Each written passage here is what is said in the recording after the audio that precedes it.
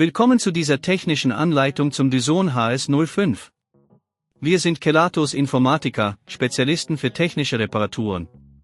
Wir holen dein Gerät direkt bei dir zu Hause ab, führen eine kostenlose Diagnose durch und schicken dir einen Kostenvoranschlag, bevor wir reparieren. Keine Anrufe, keine Fahrten. Wir befinden uns in der Calle Joaquin Maria Lopez 26, Madrid. Bequem, transparent und professionell. Link in der Beschreibung. Wenn dein Dyson HS05 komische Geräusche macht, kann das auf ein Problem mit dem Motor oder den internen Komponenten hinweisen. Solche Geräusche entstehen oft durch Verschmutzungen oder Abnutzung, und wenn du das Problem nicht zeitnah behebst, kann es zu ernsthaften Schäden am Gerät führen, die teurer in der Reparatur werden.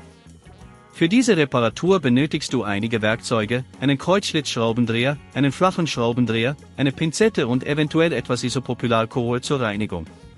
Zuerst musst du den Dyson HS05 sicher öffnen. Achte darauf, dass das Gerät vom Stromnetz getrennt ist. Entferne die Schrauben, die sich an der Unterseite befinden. Nachdem du die Schrauben entfernt hast, benutze den flachen Schraubendreher, um vorsichtig das Gehäuse zu lösen. Gehe behutsam vor, damit du keine Clips oder Teile beschädigst. Wenn das Gehäuse offen ist, kannst du den Motor und die anderen Komponenten sehen. Überprüfe, ob der Motor blockiert ist oder ob sich Schmutz angesammelt hat. Um das Problem zu lokalisieren, drehe den Motor vorsichtig, um festzustellen, ob er sich reibungslos bewegt. Wenn der Motor fest sitzt, musst du ihn herausnehmen. Suche nach den Schrauben, die den Motor an Ort und Stelle halten, und entferne diese. Achte darauf, dass du die Schrauben an einem sicheren Ort aufbewahrst. Wenn du den Motor herausgenommen hast, kannst du die Kabel vorsichtig abziehen. Sei hierbei vorsichtig, um keine benachbarten Komponenten zu beschädigen. Reinige den Motor mit Isopropylalkohol und einer weichen Bürste, um Staub und Schmutz zu entfernen. Wenn der Motor stark beschädigt ist, solltest du ihn durch einen neuen ersetzen. Setze den neuen Motor ein, stecke die Kabel wieder an und schraube alles sicher fest.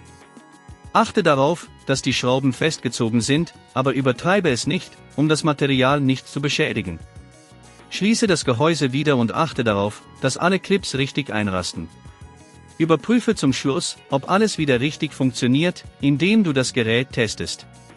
Wenn dir das an dieser Stelle zu kompliziert wird, denk daran, dass wir bei Kelatos dein Gerät zu Hause abholen und es dir repariert zurückschicken. Um zu vermeiden, dass dein Dyson HS05 erneut komische Geräusche macht, empfehle ich, ihn regelmäßig zu reinigen und sicherzustellen, dass er nicht überlastet wird. Vermeide es, den Staubsauger mit zu viel Schmutz oder Haaren zu betreiben. Wenn du jederzeit unsicher bist, zögere nicht, professionelle Hilfe in Anspruch zu nehmen. Wenn du kein Risiko eingehen willst, bei Kelatos holen wir dein Gerät ab, reparieren es und liefern es dir nach Hause, in der ganzen Schweiz. Link in der Beschreibung.